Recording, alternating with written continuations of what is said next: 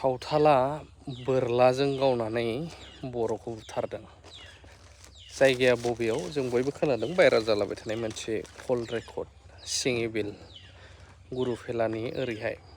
दा बाथ्राया बेसेबां सैथो, जायगा खाथिजोंबो जों हाबबोबाय आरो लकेल मानसिफोरनावबो गोबांनाव सोंबाय, नंगौ नङा एसे नंगौ नङा नंगौ बायदि नो होननानै बेफोरबायदि कल रेकर्ड हगारलाबायनाङा। बे नोंनि बा सोरनिबाल' प्रब्लेम जाया, उइथ प्रुफ होनांगौ हायोब्ला। मानो बेफोरबायदि गोनो गोथो भिडिअ खालामनायनि थाखायबो, भाइराल खालामनायनि थाखायबो जाथिजों जाथि क्लेश जानो हागौ, दावराव दावसि। आरो दा जिहेतु एसटिनि मुहुर्त, आरो दावराव दावसि जायोब्ला सोरबा सावथालल' थैया, सोरबा बर'ल' थैया, गासैहाबो इफेक्ट जायो।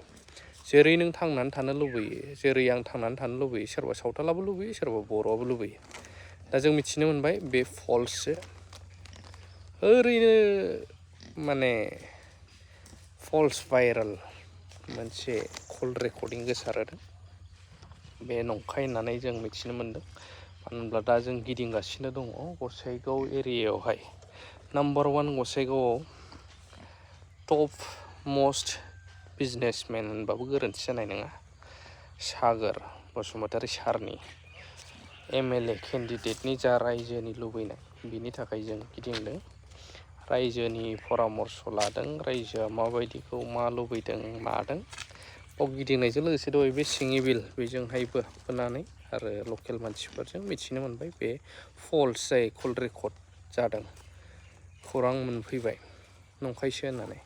नंगौमोनब्ला मानो न'खरनि मानसिया दावराव जायाखै, थैजानाय मानसिया सिरिथ' थाथारनाय नङामोन, नैबेखौबो जों हमनो हायो।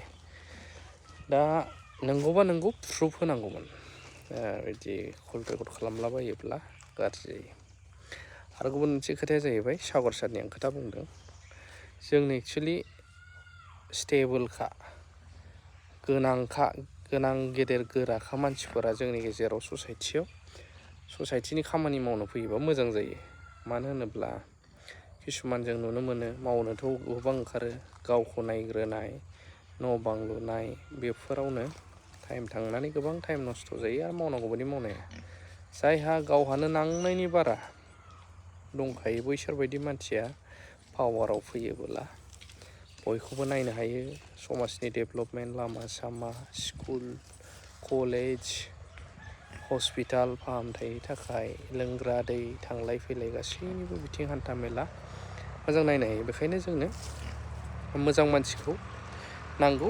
बेखायनो रायजोफ्रा जिहेथु दायो MLA नि टिकेट फोसावाखैबाबो रायजोफ्रा डिमान्ड खालामदों, बेखायनो बिथाङा गिदिं खबर लादों आरो सागर सार।